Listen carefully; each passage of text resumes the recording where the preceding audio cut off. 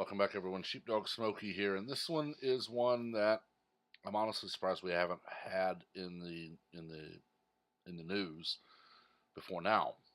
We have a headline that actually reads, "A pregnant man's tragedy tests gender notions." Now, for those of you who took high school and college biology, you will know that no human male can get pregnant. It requires a uterus, which is part of female biology. Right now, society is at the point where whatever you identify as is now listed on your documents, on your medical reports, and so on. So we have a supposed man arrive at the hospital with severe abdominal pain. Medical records list him as male, although they do say that the patient identified as transgender when he checked in. Told the nurse there had been a home pregnancy test and loss of bladder control, which of course can indicate labor or other problems. Now, this is someone who, while they did say they are trans, everything said male. And I do appreciate the AP in this case. They are reporting it as they should, that this is not a case of transphobia or discrimination. This is a case of doctors hearing that a man has abdominal pains. Now, the nurses did the right thing. They performed another pregnancy test after they heard the one at home was positive, because it's not really a medical procedure, but a pregnancy test is a test for changes in body chemistry, typically those in a woman when she is pregnant, but it can reveal other things. I have heard reports of men peeing on the stick, and it reports positive, which then leads to diagnoses of other things. So the nurses reacted properly and ran another one. There was an ultrasound that was done that did show a baby. There was no clear fetal heartbeat detected, and they determined that the umbilical cord had slipped into the birth canal. Birth canal should be a major red flag that this is not a human male, this is a human female.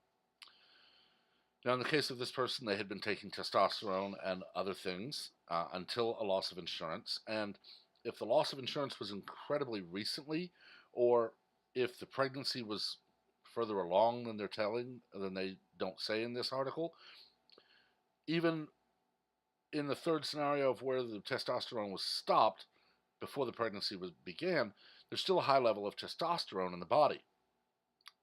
There should be elevated levels of estrogen, because female chemistry is what aids in a successful pregnancy.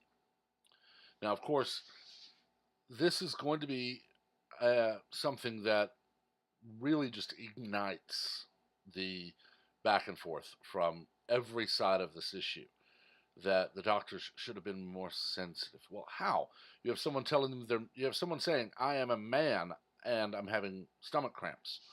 Well, biologically, a male cannot be pregnant. There have been people that I've seen, and it may be the only way we can restore any logic and clarity to the medical field, where instead of having M or F or any whatever else the state says you have to put, we have to ask, were you born biologically a male or female? Go the full kindergarten cop route with the little kid who says it every time he can. Were you born with a penis or a vagina? That right there will tell doctors of pretty much any skill level a cornucopia, a plethora of things.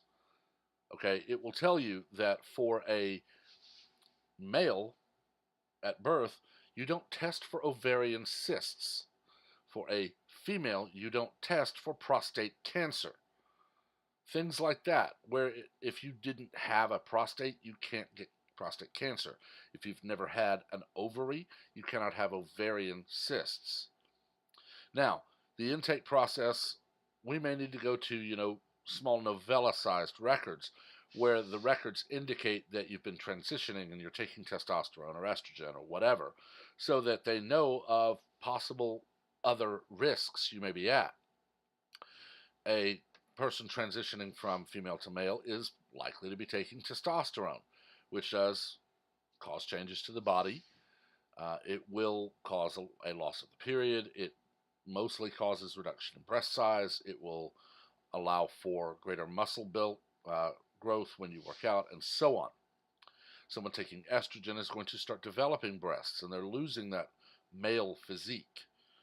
But the doctors need to know, on a biological level, were you born biologically and physically male or female? And this case appears to be sparking that debate. And honestly, it needs to be one where the media keeps their nose out of it. And it needs to be one where the government keeps their nose out of it. Doctors and their nurses need to be allowed to ask the proper questions. Because ultimately, this transgender man was delivered of a stillborn child, this is via C-section, that, one, had the doctors known that biologically this person was still female, then they would have been able to watch for this and warn of interaction with spermatozoa, because if that person gets pregnant, the high levels of testosterone or other supplements in the body can, one, endanger the child, and a pregnancy can endanger the adult. But this is not talked about. This is not discussed, because as soon as the topic is brought up, almost within seconds you have someone screaming that you're transphobic because you won't just accept, well, you just need to accept that they're a man now. No, they're not. On the inside, still have uterus, ovaries, fallopian tubes, all these things. There are other stories where you will see of a female to male man and a male to female woman living as a couple, and they specifically go for a child before they have their gender reassignment surgery. So that is one where the doctors need to know and need to say, okay, if you're going to do this, then you need to stop all of the supplements, all of the pills, all of the everything. You are female until you give birth. And then for a time after, because your body chemistry has to readjust to normal before you can go back to taking all these things to change your chemistry. I'm not a doctor. I only took high school and college biology and chemistry, and I can recognize these things. Okay?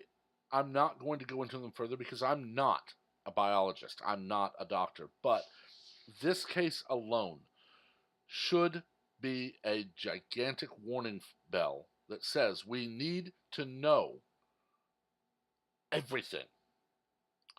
30 years ago, it was nothing like today. You went to the doctor and your chart said male. You had been born biologically male. Yes, there were transgenders back then, but it was an infinitesimal percent compared to today.